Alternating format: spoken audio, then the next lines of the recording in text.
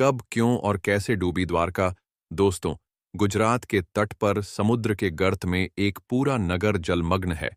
कहा जाता है कि यह वही द्वारका नगरी है जिसे भगवान श्री कृष्ण ने अपने बड़े भाई बलराम के साथ बसाई थी। किंतु महाभारत के युद्ध के 36 वर्ष के बाद यह नगरी समुद्र में समाहित हो गई और अंततः सभी यदुवंशी मारे जाते हैं। किंतु सवाल यह उठता है कि इतनी बड़ी और स्वयं भगवान विष्णु के अवतार भगवान श्री कृष्ण की यह नगरी डूब कैसे गई? पुरानी कथाओं में द्वारका नगरी के डूबने की दो प्रमुख कारण बताए हैं। सबसे पहले अगर महाभारत की कथा से शुरुआत करें तो यह तो सबको पता है कि महाभारत के युद्ध में श्री कृष्ण ही पांडवों की जीत के सूत्रधार थे। उन्होंने बिना अस्त्र या शस्त्र उठाए ही कौरवों की सेना को धूल चटा दी थी। युद्ध के पश्चात जब माता गांधारी ने अपने 100 पुत्रों के शव देखे तो वह विचलित हो गई और उनके पास ही विलाप करने लगी।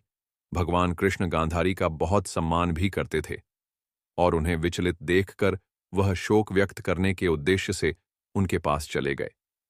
जब गांधारी ने उन्हें अपने समीप देख तो उनके क्रोध की सीमा नहीं रही और उन्होंने इस हालत के लिए पूरा दोष भगवान श्री कृष्ण पर मर दिया और उन्होंने कहा कि कृष्ण, अगर तुम चाहते तो युद्ध टल सकता था, किंतु तुमने ऐसा नहीं किया।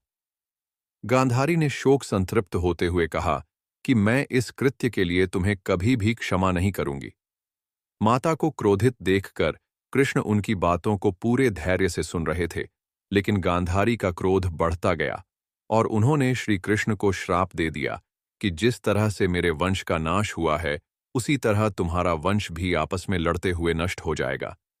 इस भयानक श्राप को सुनने के बाद भी श्री कृष्ण ने पूरी विनम्रता से कहा, माता, यदि आपके श्राप देने से मन को शांति मिलती है तो यह श्राप मुझे स्वीकार है। इतना कहकर वे अपनी द्वारका नगरी वापस चले गए। दोस्तों, कहा जाता है कि महाभारत के युद्ध को समाप्त हुए 36 वर्ष बीते ही थे कि माता गांधारी के श्राप ने अपना प्रभाव दिखाना शुरू कर दिया था। उनके अभिशाप की वजह से ही द्वारका में अपशकुन शुरू हो गए। इसी तरह एक दिन सभी ने एक ऐसा मादक पदार्थ भी पी लिया जिससे सबकी बुद्धि भ्रष्ट हो गई और सभी आपस में लड़ने लगे।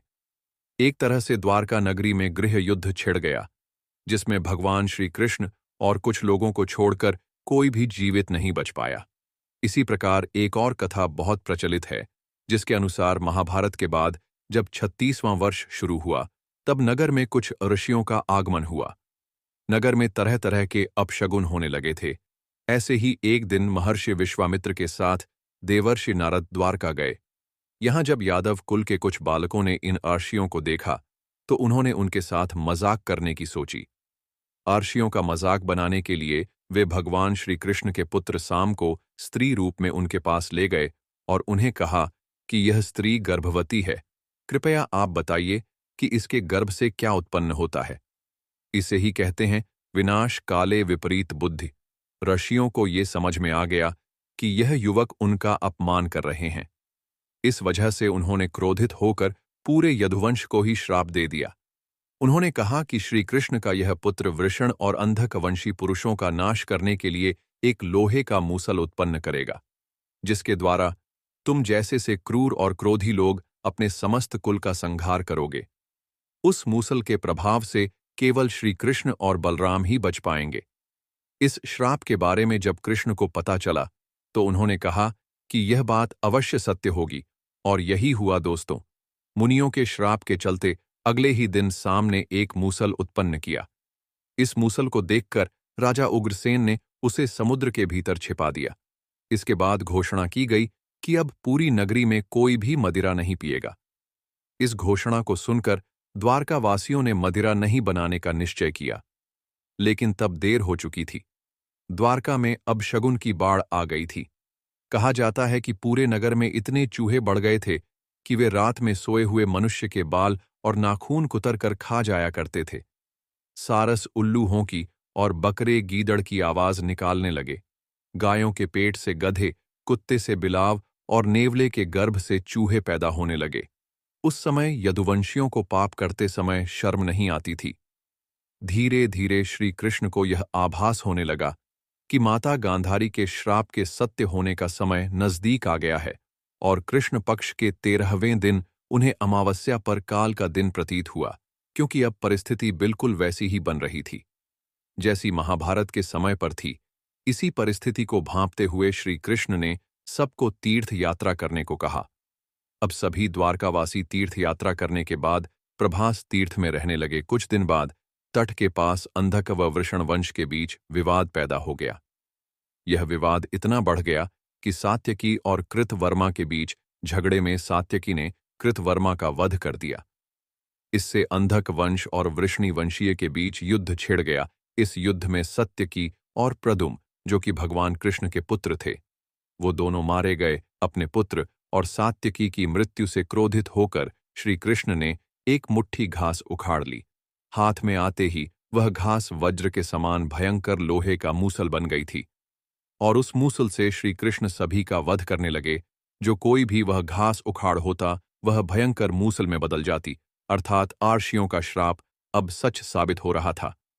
देखते देखते पूरा यदुवंश समाप्त हो गया और श्री कृष्ण नगर की स्त्रियों को अर्जुन के भरोसे छोड़कर वन चले गए।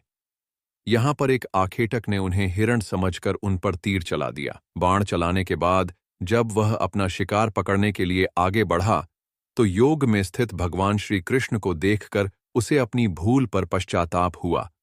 तब श्री कृष्ण ने उसे आश्वासन दिया और अपने परम धाम चले गए।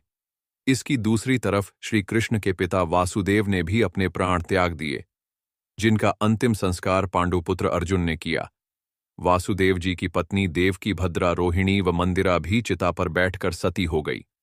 इसके बाद उन्होंने सारे मरे हुए यदुवंशियों का भी विधिवत अंतिम संस्कार किया। अर्जुन ने सभी को इंद्रप्रस्थ से ले जाने का निश्चय किया, क्योंकि उसे पता था कि अब समुद्र द्वारका नगरी को डुबा देगा। अपने आगमन के 7वें दिन अर्जुन सभी स्त्रियों को लेकर इंद्रप्रस्थ की ओर प्रस्थान कर गए। इन सभी के जाते ही द्वारका नगरी समुद्र में समा गई। तो दोस्तों, यह थी वो कथाएं जिससे हमें पता चलता है कि यह नगरी कैसे डूब गई। अगर आपको यह वीडियो अच्छी लगी हो तो वीडियो को लाइक ज़रूर करें और हमें कमेंट करके बताना ना भूलें।